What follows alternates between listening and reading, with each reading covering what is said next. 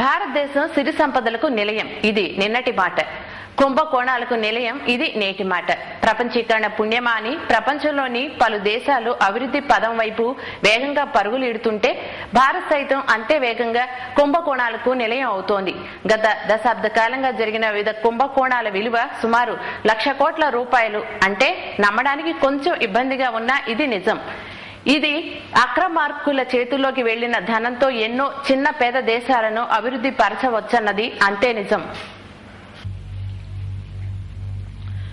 A for apple, B for ball, C for cat, ఇలా చిన్నతనంలో మనకు అమ్మా నాన్నలు నేర్పే తొలి విద్యా పలుకులు.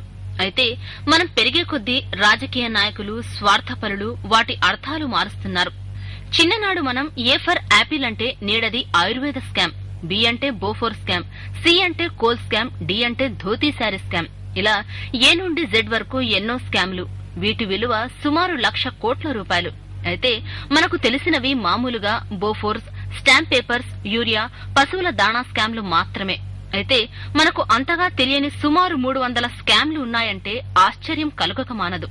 అందుకే ప్రజలకు రాజకీయ నేతలు, స్వార్థపర శక్తులు చేసిన స్కామ్ల చిట్టాను తెలపాలన్న ఉద్దేశంతో Solus media A to Z scam చార్టును తయారు చేసింది.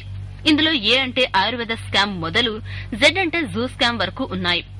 వీటిలో అతి తక్కువ మొత్తంలో ధోతీ శారీ స్కామ్ 11 కోట్ల విలువ కాగా, దేశంలోనే అతి పెద్ద కుంభకోణానికి మన రాష్ట్రం ఆంధ్రప్రదేశ్ అగ్రస్థానంలో నిలిచింది.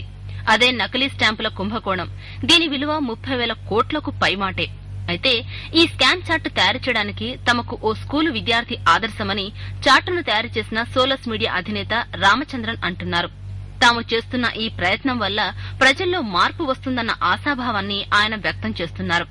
దేశంలో జరిగే అన్ని ఎన్నికల్లో ఈ స్కామ్ల చార్టును ఓటర్ల ముందు పెడతామని రామచంద్రన్ ప్రకటించారు.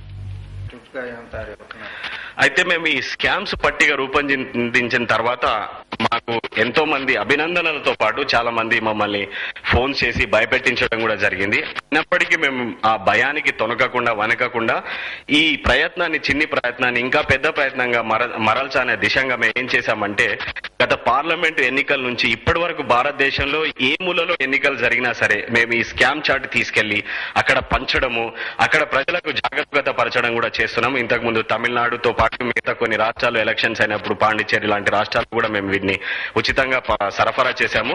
ఇప్పుడు పంజాబ్ లో అమృత్సర్, చండీగఢ్ కూడా వెళ్లి మేము దీన్ని పంపిణీ చేయాలనే ప్రయత్నం చేస్తున్నాం.